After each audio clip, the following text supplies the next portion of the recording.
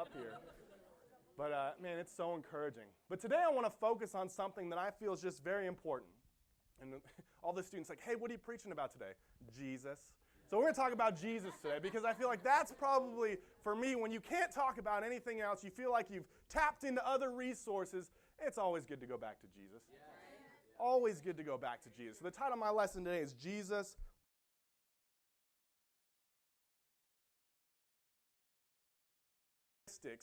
of Jesus, who he was as a man. Because 1 John 2 tells us, hey, if we want to live like he, be a disciple, we got to live like he lived. We've got to follow in his footsteps. So what did he do? How did he live? What were some of the things he went about in his day-to-day life? And so I feel like for us, that was one of the things. Hey, I wanted to go back and look at Jesus. And so today I want to look at how Jesus took ownership. There was a time back in the day when, Jesus comes out on the scene and he's trying to make a stand for something. And we're going to be in Luke chapter 4. We know Jesus took a stand when it comes to dying for our sins. We understand that. We know that. But I think one of the things we often forget is, well, he also had to fulfill all these prophecies for any of this to matter. There was a whole lot of other things he had to do for the cross even to matter. And I think that's one thing we often forget. We're so grateful for the cross, and getting to hear Dwayne and Allison share about that, it's just how the cross impacted them is so amazing and so awesome. But I think one of the things that's so important is that leading up to it. Every step of the way, he was doing what his Father asked him to do. Taking ownership of his life, taking ownership of his mission. And for us, I feel like there's a couple things that we can learn from Jesus in this way. So point number 1, take ownership. Luke 4, little background. Jesus has been baptized at this point, and he goes into the wilderness for 40 days, and he's being tested by Satan. And he comes back. He's ready to go. And at this point, there's no disciples. He hasn't gone out and gotten the 12. That comes a chapter later. So this is just him doing his thing. He's been baptized. He's been tested. Now he's ready to rock and roll. Luke 4, verse 16. He went to Nazareth, where he had been brought up. And on the Sabbath day, he went into the synagogue, as was his custom. He stood up to read, and the scroll of the prophet Isaiah was handed to him. Unrolling it, he found the place where it is written, "The Spirit of the Lord is on me, because it has appointed me to proclaim the good news to the poor. He has sent me to proclaim freedom from the prisoners and recovery of sight to the blind, to set the oppressed free, to proclaim the year of the Lord's favor." Then he rolled up the scroll and gave it back to the attendant and sat down.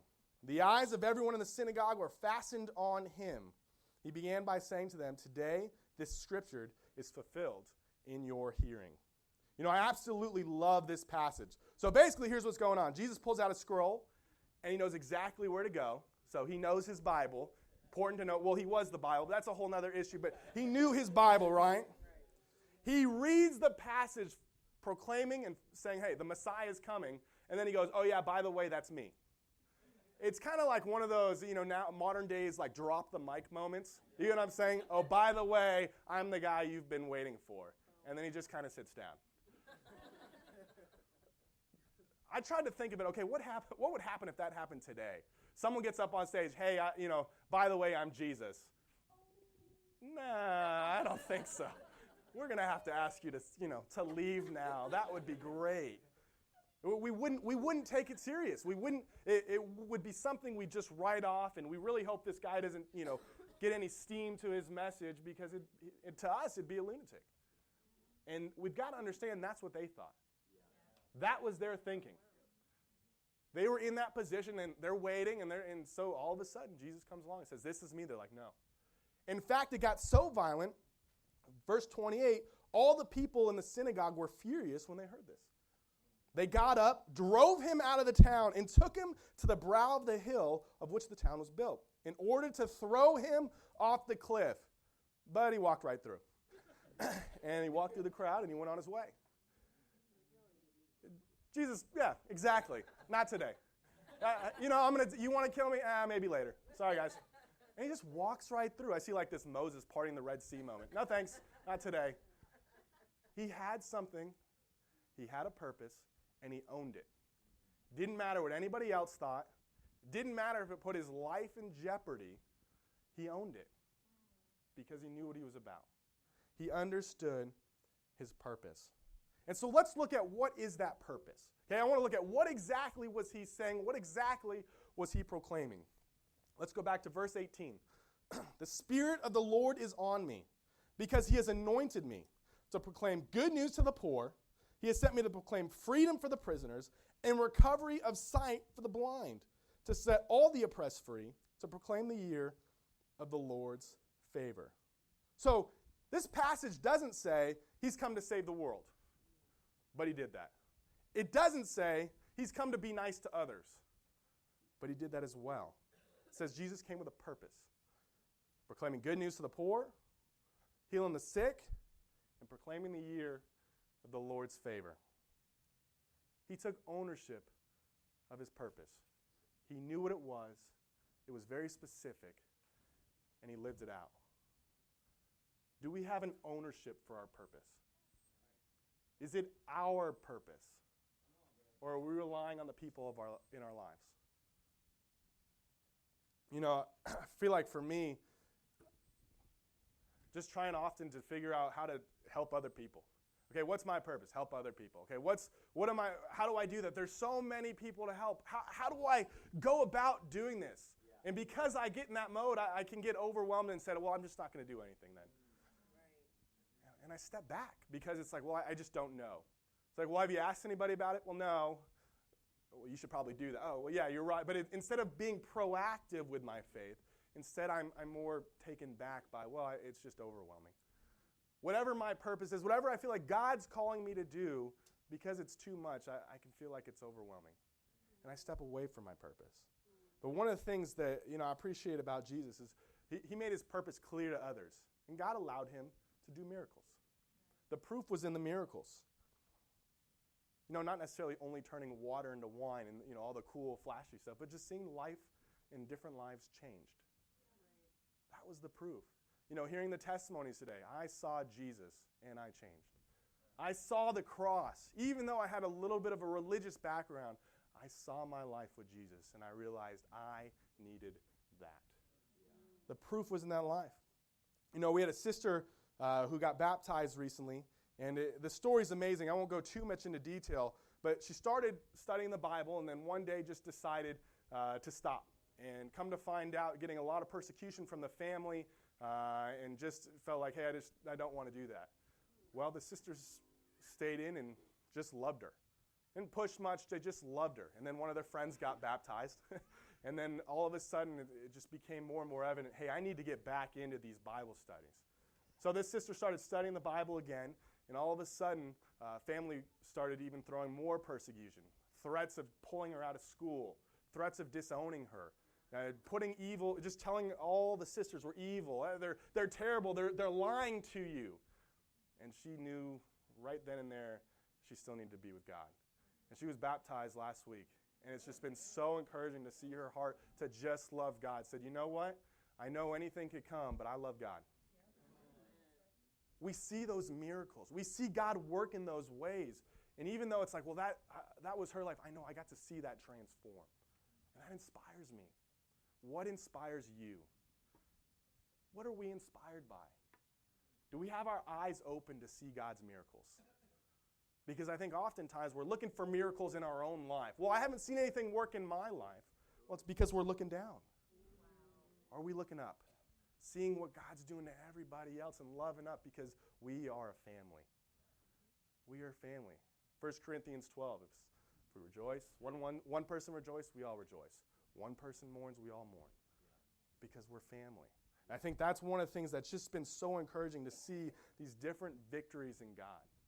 And not necessarily even just in baptisms. I think one of the things that we often, it's like, what other miracles? I remember Davion used to believe that when you became a campus minister, you get these like campus minister powers. Like I said, it made you like better at video games. It made you run faster and be more.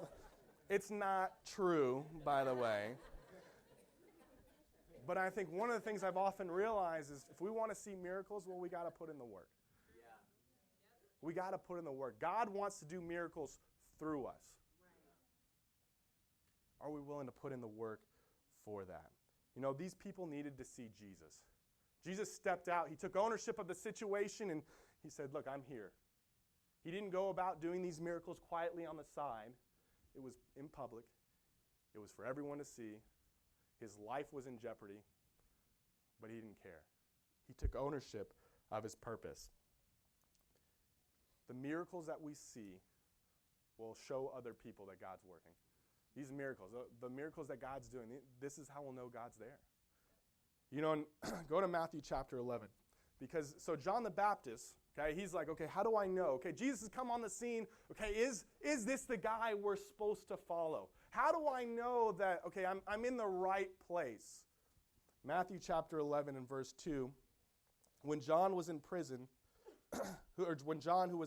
heard about the deeds of the Messiah, he sent his disciples to ask him, are you the one who's to come, or should we expect someone else? Jesus replied, go back and report to John what you hear and see. The blind receive sight, the lame walk, those who have leprosy are cleansed, the deaf hear, the dead are raised, and the good news is proclaimed to the poor. Blessed is anyone who does not stumble on account of me. He says, look, go tell John. People can see. The lame walk. The deaf hear. People are being healed. The good news is being proclaimed to the poor. That was the prophecy. That's what Jesus took ownership of. Yeah. He said, this is how you know that I'm here. Good things are happening. Love is being just transferred through every avenue. They could see our love. Yeah, people were being saved along the way. That's great and that's awesome. But it was more about they see the love of Christ. They see the love of God. People are seeing the miracles happen. Do we see the miracles? Do we see these miracles? I think for us, as we look at it, okay, we've got to own up to our lives. Talking about taking ownership. If we're not in a place to see the miracles, do you want to get well? Because I think a lot of times, if you're like me, and I blame my parents for this, which is probably bad. I'm from the Northeast, and so I'm very critical in a lot of ways. I have a very negative view on everything. I was born in 86. My parents are Red Sox fans, so I think my grandfather blamed me. They lost that year. I mean, it's just just different things. It's just a negative environment to be around. Do you get what I'm saying? And I can be very critical because of that. Again, because of that. Not me. No, I'm just kidding. But no, we can often be like that, very critical. And anything that happens is not our fault, right? It's, well, you didn't understand. Someone cut me off today. That's why I got mad at my wife when I got home. That makes no sense, but all right, we'll get on that. But it's never about our problems. It's about, okay, what everybody's doing to me. And I think for me, when I get in that moment and my wife points it out, I'm like, uh-oh. Yeah, it's probably my fault. I've gotten really good at saying sorry before anything's gone wrong. Because I know it's like, well, it's probably me. I got to own up here. Because I've realized if I've started to take ownership, I can also take ownership and start being a part of the miracle. Being a part of the change in that way. You guys with me on that? And I think for us, we've got to have that heart. Okay, am I a part of the miracle? Do I want to be a part of the change? And when we have that heart, when we have that mentality, I think number 2 is we've got to follow through. Because we've all had those moments, those New Year's resolutions moments. This is going to be different. And then it's like, well, a week goes by. I'm okay. That was a great moment and great thought. But I think we've got to be a part of the solution. And so point number 2 is we've got to follow through. Jesus read the scroll that professed great things would be done. He took ownership. And then he followed through. He said, look, John, this is what's happening. Go tell John the Baptist, hey, these miracles are being done. Proclaiming the good news. The deaf can hear. The lame can walk. The good things are happening. Jesus was a man of his word. What do people say about you? Are we men and women of our word? That moment when you get baptized, you say, Jesus is Lord. I bet if Jesus came around nowadays, we'd probably have some sort of legal document. Okay, this is binding. You've said you're a Christian. But back then it was, no, your word's your bond. I'm saying right now, here and there, I believe Jesus is Lord of my life. Lord of my relationships, Lord of my finances, Lord of everything. Do we still believe that? Do we still believe that? You know, I've been so encouraged with a lot of, just seeing a lot of hearts change. We had a brother get baptized recently. His name's Cameron.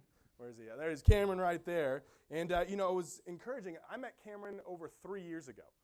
And Cameron and I met when my wife and I were in the East region down with Derek and Leanne Vett, and we got an opportunity to reach out to him at Richland College. And we studied for a while, and then it kind of teetered off over time for different reasons. And then my wife and I moved up to Denton. The first night of the first day we were there, he shows up. I'm like, no way, I know you. I mean, you're coming into a new situation, you don't know a lot of people. You've reached out, and you're like, hey, I know you. I was so encouraged. You know, at this point, Cameron was dating Caroline, and they decided, hey, we're going to come together. We're going to come on up and, you know, just saying, hey, we want to get back into knowing God. 3 years had passed. There's every excuse of, well, you know, it's been too long. It could be embarrassing. But when you make the decision to take ownership of your life, you're willing to do whatever. Hey, take the plank out of my eye. Somebody help me. And so I was so encouraged by Cameron. In fact, Caroline actually got baptized first, and then Cameron got baptized last week or 2 weeks ago. It's blow away. It's super encouraging because it's this idea of I just want to be right with God. I will do whatever it takes to be right with God. I'm inspired by that humility. And sometimes I feel like the longer I'm a disciple, the more I get not as humble, to put it nicely. Because, well, I know things, and I know the right thing to do, and I know the right conversations I need to have, but it doesn't necessarily mean my heart's in the right place to do all these things. And I may not be humble to the response. I may not be humble to hearing, I may not be right here. I'm just so inspired by Cameron's humility to just want to be right with God. Question that I feel like is good to ask ourselves, what are some things that we can do a better job of following through with? Some things that we have set out for our lives that we can go, okay, this is what I want to follow through and be a man or woman of my word. Maybe it's as simple as reading and praying every day. Okay, hey, I said I'm going to do it. I'm going to do it. Maybe you're visiting today and you've jumped in a Bible study and it's like, okay, hey, the challenge they gave me was to read every day. All right, let's do it. Get to know God. Get to know the Creator, the person who loves you. Maybe we aren't consistent givers of our contribution. Maybe it's okay, hey, I said I'm going to give every week or every 2 weeks, and but things come up. And so God's the first thing to suffer in that relationship. Maybe we just need to have follow through in imitating Jesus. Helping people in need. Proclaiming the gospel to others. Finding different ways to serve. And I think that's the heart of Jesus. What can I do? You see him very early in the morning. He gets up and prays after a long night of healing the sick. Hey, whatever I can do to help. Oh, and people want to talk. I can't right now. I've got to go to this town and preach because I've got to take ownership of what God's calling me to do. What are we taking ownership of? What are we taking ownership of? I'm so encouraged to see the men and women this semester and last semester make the decision to love God. Make them first. Put him first. And pursue a relationship day in, day out, no matter the persecution. Because honestly, baptism's the easy point. It's like, okay, yeah, I'm in. Okay, great. Now you got to live like it. Oh, all right, let's do this then. You know what I'm saying? And I think it is. Now it's time to learn. Now it's time to mature. Are we striving towards that maturity? I've been encouraged by the leadership group in Denton. We've got a group. We meet Sunday nights because, college students sleep in. So we meet Sunday nights up in Denton. And in the mornings on Sundays, though, we have our leadership group. We talk, we learn, and we just make sure we're all doing well. And, a couple of things the students have decided these past couple semesters is they just want to take ownership of their ministry. They want it to be their ministry. Not just, okay, yeah, Jeff and Kelly, and we're here, but no, ownership of theirs. This semester, in the first 3 weeks, they reached out to 5,000 people. Denton colleges have 50,000, so they reached out to 10% of people in Denton. That's how you get your name out there. It's not some magic formula. You hit the pavement and you go share your faith. We work alongside, I believe you guys do as well, with Eurasian Missions. And one of the things we decided we wanted to do was help some people from Russia, some campus students and campus leaders come to the ICMC this year. And it's an opportunity that, just to be honest, if they come, it's expensive.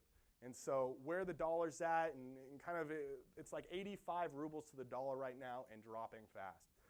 I was there a couple months ago and it was 65. A couple months later it's 85. And so their dollar it's hurting. And so, hey, what can we do to help?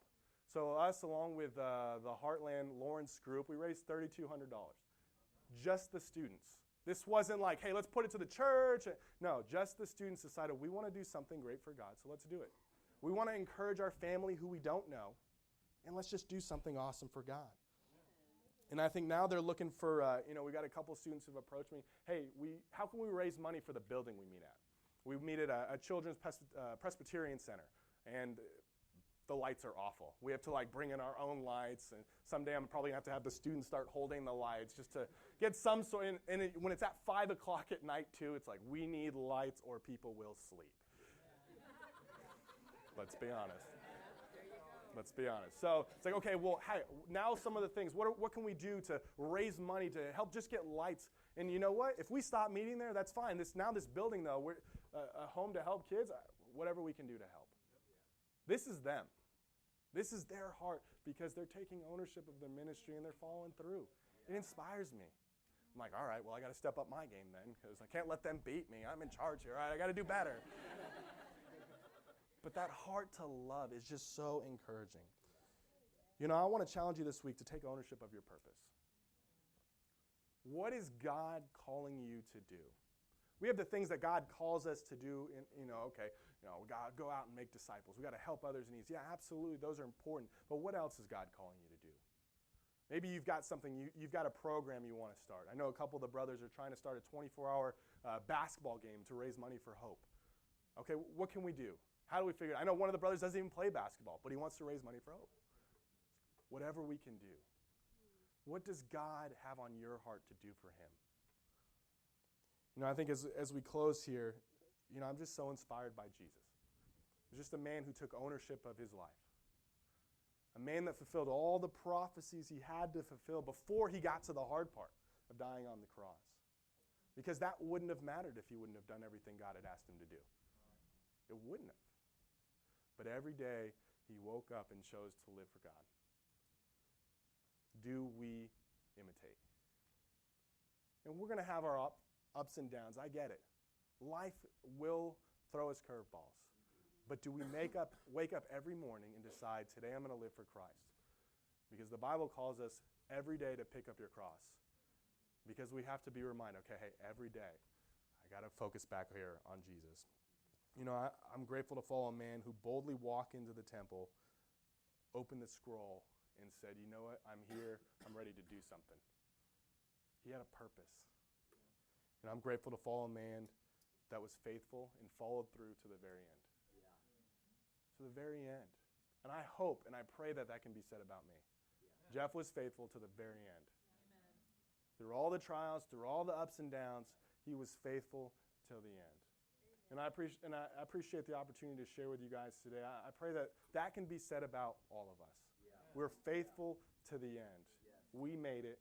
We finished the race. Thank you so much.